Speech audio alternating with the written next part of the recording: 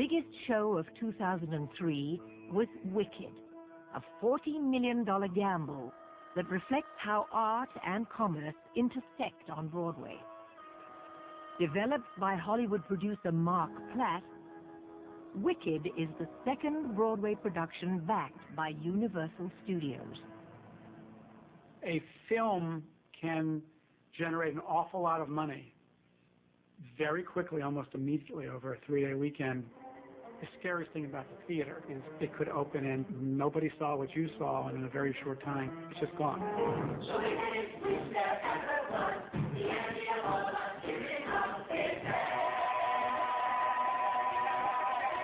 Wicked is a traditional book musical adapted from an original novel.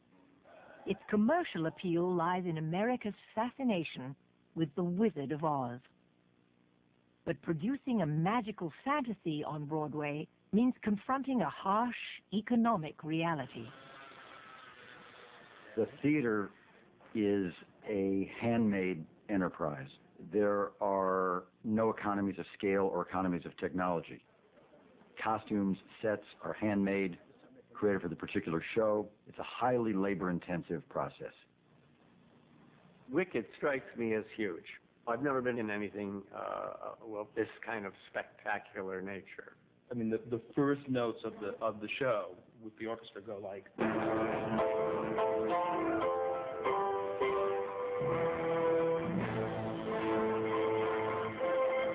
It's an enormous show. I don't think the enormity of it really hits you until you do a run through and go, oh, now I see the overview.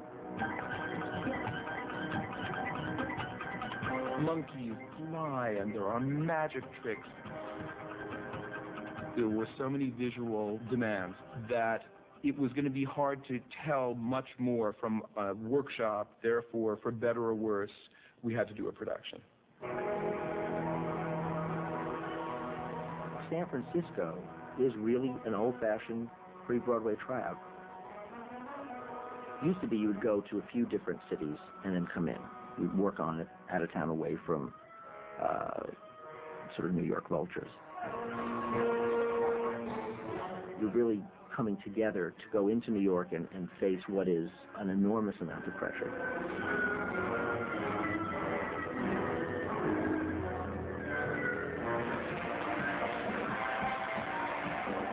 You must take a show out of town. You're creating something brand new. And you must have the ability to work on that piece of material, to change something, to add a song, to throw out a scene, to change a performer if necessary. And you can't do that on 45th Street. San Francisco is about gathering information. You really have to find a way to process the information, listen to the audience, listen to ourselves and our instincts, and say, okay, now where do we want to go with this? So I didn't explain that very well. During the 8 weeks before opening night, scenes were cut. New dialogue and songs were written, and 4 parts were recast, including the role of the wizard. You work right into the bitter end. There's a phrase that says that the show is frozen, which we try to do a few days before opening, but really, you're tweaking that show until the critics come. Popular, I'll help you be popular. You'll play with our rightful work. You'll be good at sport. Know the slang you got to know. Oh my gosh, thank you. Tonight is opening night, day before Halloween. You only have one opening night. And it will never be like this again. It's either live or die by opening night.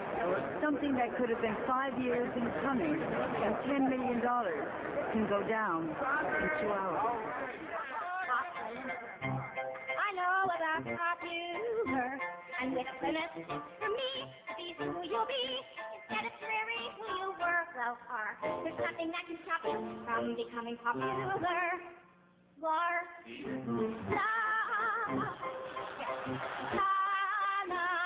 Tonight we'll know what some of our critics feel, but hopefully it is the perception that the people have that above all else will survive and whatever the critics think. Up here! Elsie! Up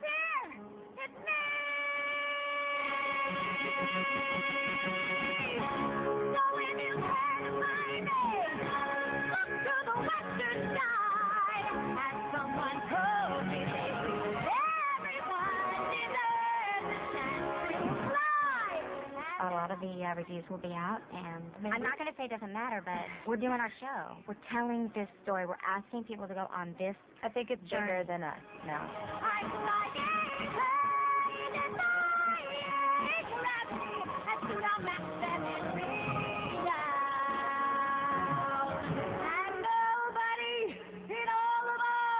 No wizard that there is or was is ever gonna bring me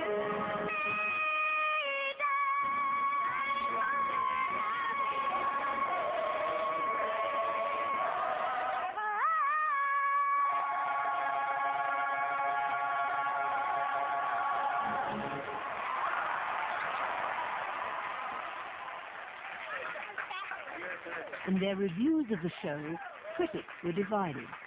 But in its first holiday season at the Gershwin Theater, it broke box office records. According to the producers, the show will recoup its $14 million investment in 1.5 years, if they can sell over 1,300 tickets to each and every performance.